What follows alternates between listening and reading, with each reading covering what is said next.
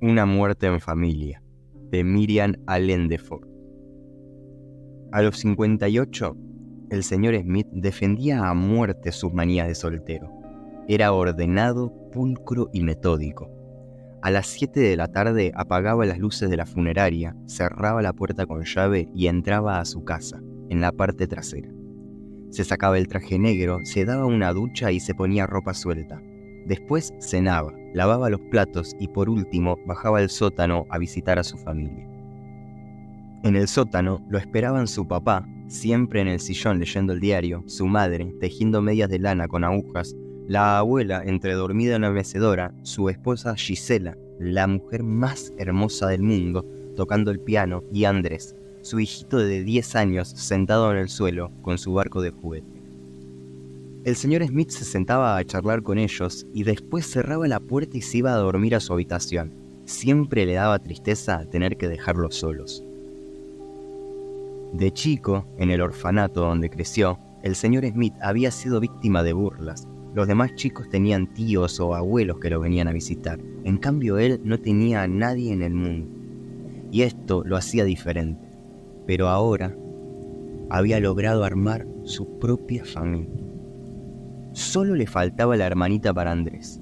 No era bueno para un nene como él ser hijo único, pero tenía que saber esperar.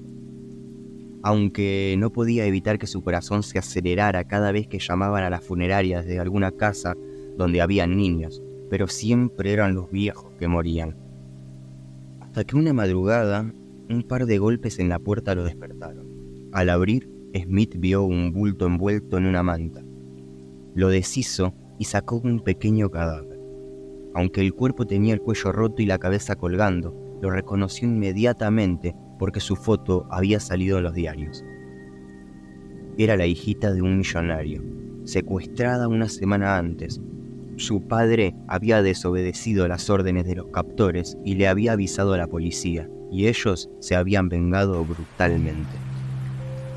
Smith no supo por qué los delincuentes dejaron a su víctima en la puerta de una funeraria, a 400 kilómetros del lugar de los hechos, pero tomó esa aparición como un milagro.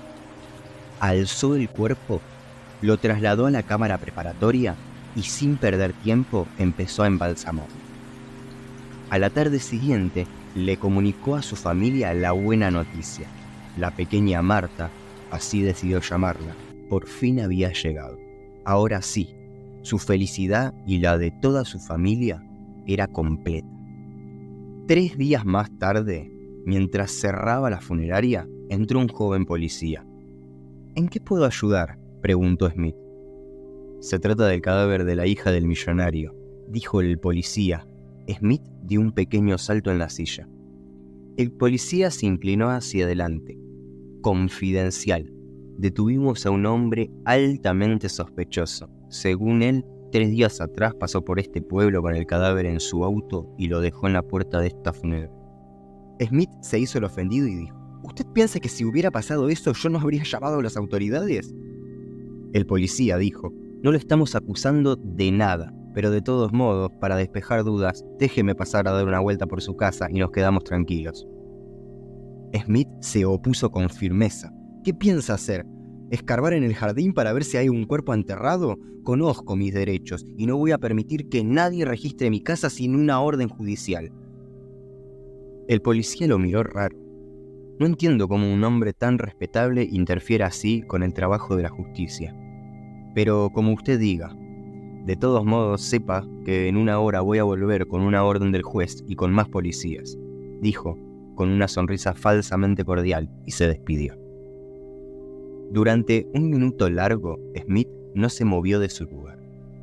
Después cerró con la llave la puerta del negocio y bajó la escalera del sótano.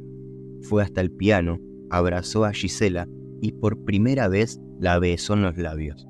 Su boca estaba fría y seca, pero él nunca había besado unos labios vivos y húmedos, así que le dio igual. Se sentó en el sillón y contempló a su familia. Salvo cierta palidez que notó por primera vez en todos, menos en Marta, la recién llegada, se los veía felices en aquel clima de hogar. Los quería tanto. Al rato empezó a oler a gas. Venía de la hornalla que había dejado abierta en la cocina, antes de bajar. Apenas notó que empezaba a marearse, supo que no tenía que esperar mucho más. Metió la mano en su bolsillo, sacó un fósforo y lo prendió contra la suela de su zapato. Una muerte en familia, de Miriam Allen de Ford. Una adaptación de Hernán Casiari.